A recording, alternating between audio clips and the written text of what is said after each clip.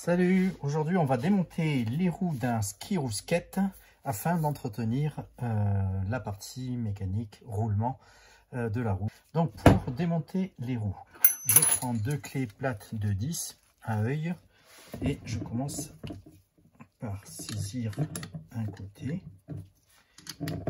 et desserrer. Si ça ne part pas du premier coup, je prends le W40, j'en ai un petit peu. Comme ça, je le laisse agir parce qu'il va pénétrer surtout entre le boulon et l'écrou.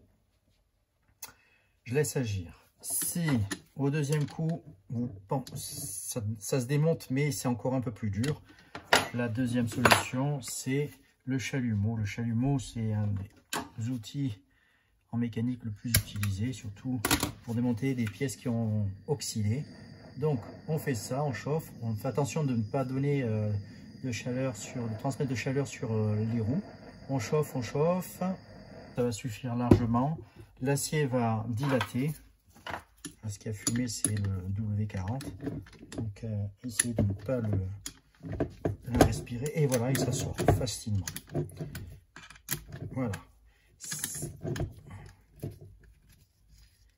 Si vous sentez que le boulon ne vient pas, alors vous ne le retirez pas complètement, vous revenez un petit peu en arrière, vous lui laissez quelques millimètres, là, ici, voilà, et vous tapez, surtout laissez l'écrou pour ne pas entamer le filetage.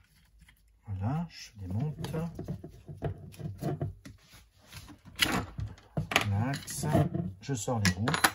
Alors dans un ski roue ou dans une skate, c'est assez facile, vous avez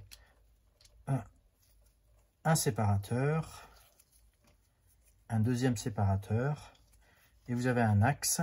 Alors si l'axe il ne vient pas, parce que il y a des jantes, par exemple celles-là elles sont en nylon, ça sort assez facilement, mais il y en a qui sont en ABS et qui ont une difficulté à sortir. Alors voilà l'astuce pour ne pas casser le mécanisme. Vous posez entre deux tasseaux la roue en équilibre, vous prenez soit un ancien axe, en tout cas il faut avoir le même diamètre que l'axe séparateur de la roue et vous tapez.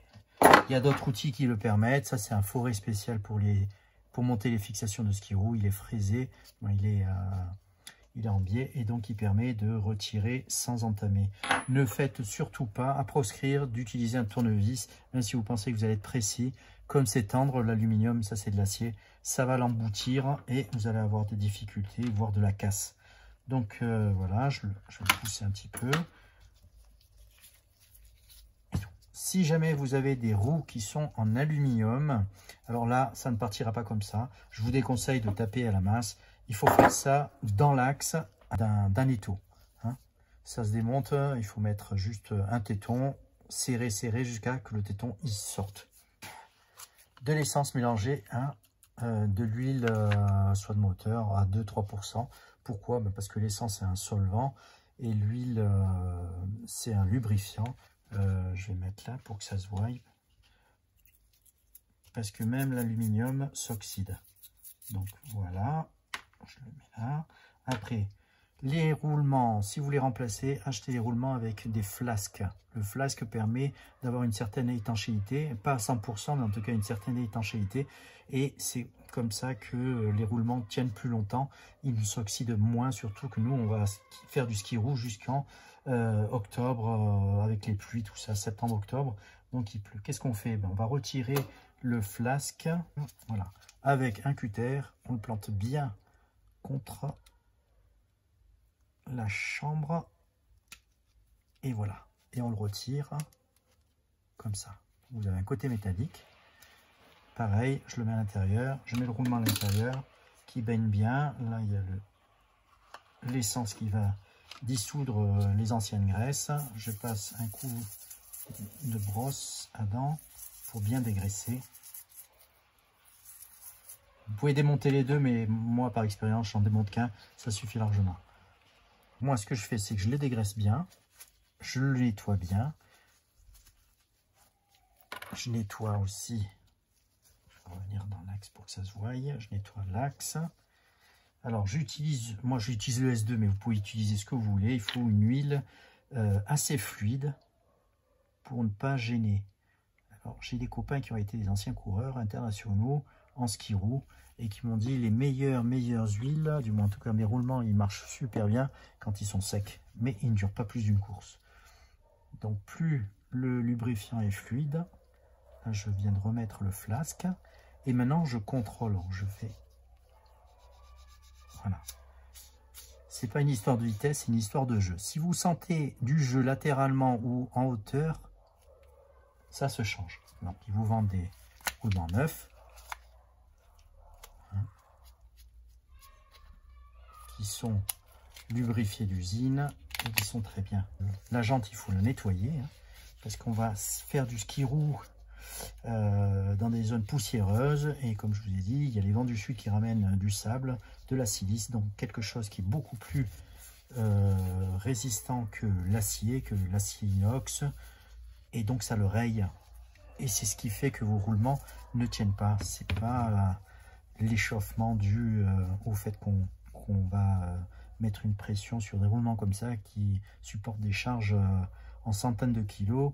C'est pas notre poids qui le fout en l'air, c'est le fait de ne pas l'entretenir et le nettoyer. Donc là, j'ai mis le premier, je mets l'axe, je mets le deuxième roulement, je serre bien, je nettoie bien, je laisse pas de gras sur les jantes ni sur les roulements.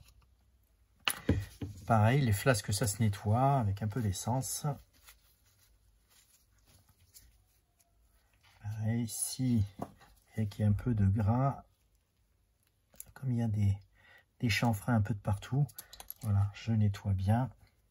Il faut que ce soit vraiment propre, si vous voulez que vos ski roues durent longtemps.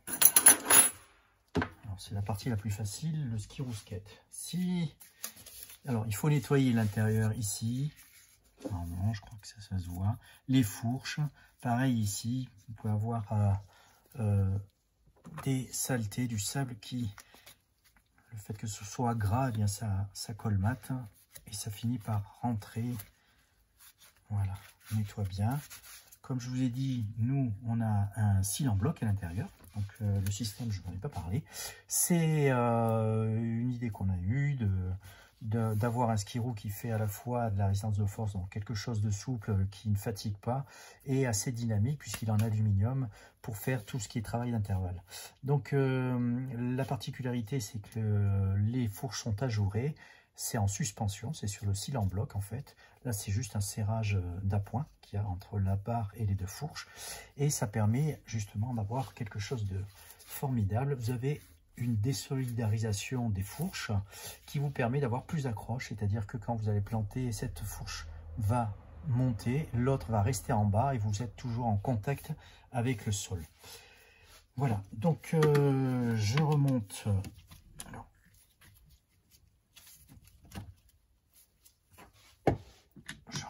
Alors, ce sont des fourches en aluminium qui restent dans l'axe. Voilà. Je ne mets pas de rondelles. Alors, moi, ce que je mets par contre, par souci de sécurité, hein, j'ai toujours la psychose que ça se démonte. Donc, les rondelles plates, ce n'est pas des rondelles de serrage.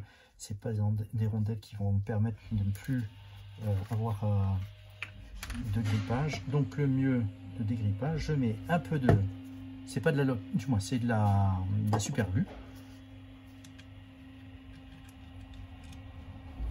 Je mets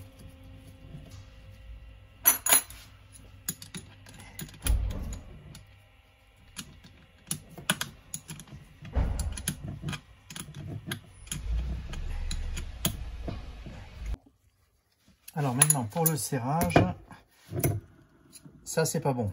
Il faut pas que ça tourne plus d'un tour. Donc le bon serrage,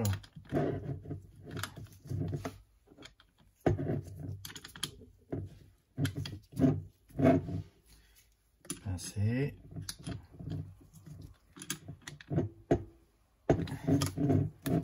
voilà, ça c'est un bon serrage, ça fait un tour tout cassé. D'accord?